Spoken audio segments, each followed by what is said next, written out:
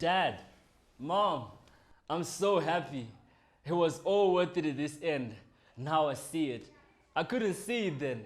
My windscreen was blurry, but you poured water, made it clean so that I keep seeing the road clearer. I got mad at you many times, but you stuck there selfless. I could only think of myself, but you told me to think of others. Walking in the streets of your discipline, it felt like you were the police officers. The only difference is you didn't wear a uniform, though you were a uniform to form me into what I am now. Oh, by the way, that rod, you didn't spare me when it was needful. Foolishness was bound up in my heart, but that road surely drove it away. The eat outs, the AA movie nights, the pops or the popcorn, the tuggings to bed after a little prayer to God at night. I remember all those good moments, and I'll never forget this. When you were not okay, I never knew. You were always okay to me, and that was not a pretense. You knew you were weak, but thank you, you knew I was weaker, so you were strong for me. I'm grown now, and I'm on that path that I chose in line with your help. Thank you, and I'll continue on this foundation even better. Mom, Dad, I'm sad. I roll up my sleeves now, I'm fatigued, it's hot, it's always summer. The heat without your umbrella dried up my green leaves, and now I'm cut off the tree of life. I walked alone, but you were there. I never knew you, but I was in the same house with you. I was my own kid, feeding off on all and everything I could eat on. Despicable me, I felt worse more than the minions. A million words and actions that I needed from you, but you never said and did any of them. I don't know where to find my worth, I'm confused. At times I stood up for myself and I got crushed.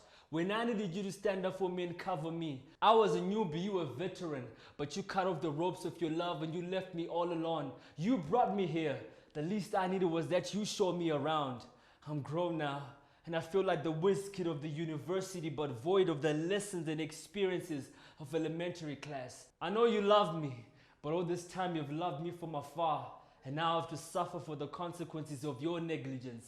All children are the same, but different. Different makeups and the things that make them up, yet they're all potter clay, are waiting to be molded into appropriate potterware. Innocently, they fall into the ambidextrous hands of you and me.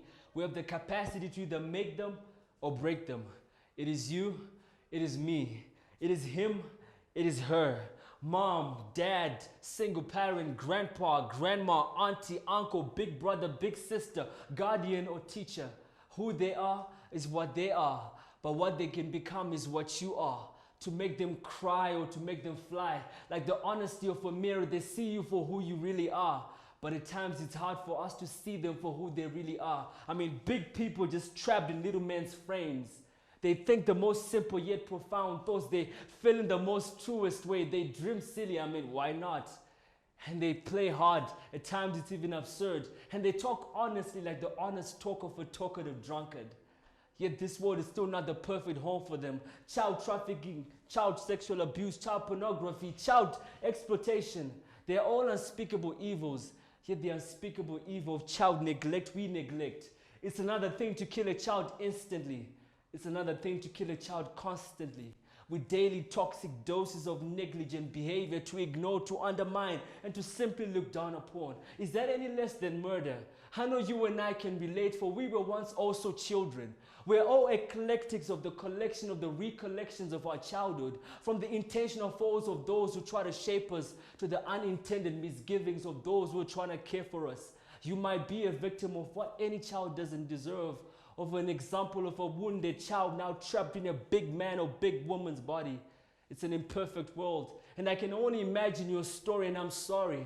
But you're still here and you have a choice, and God can do a reverse. Let the verse in the new chapter of your Bible be, I will guide a child under my wings, to stand up for them, to love, to care, to support, and to push them a little closer to their destiny. Would you be the ear that listens and responds to the anthem cry of every child in the world that says, train me up in the way I should go, so as I grow to be grown, I only walk in the good roads that should have shown. Wake me up to face the day. Hold my hand as I stretch it out to you. Point me into the direction that is significant. Help me to choose the right over the good. I know you want what's best for me, so please don't always leave me in the arms of strangers. I'm your responsibility. Don't let me face your worst. Play with me, pray with me, lead me to Jesus.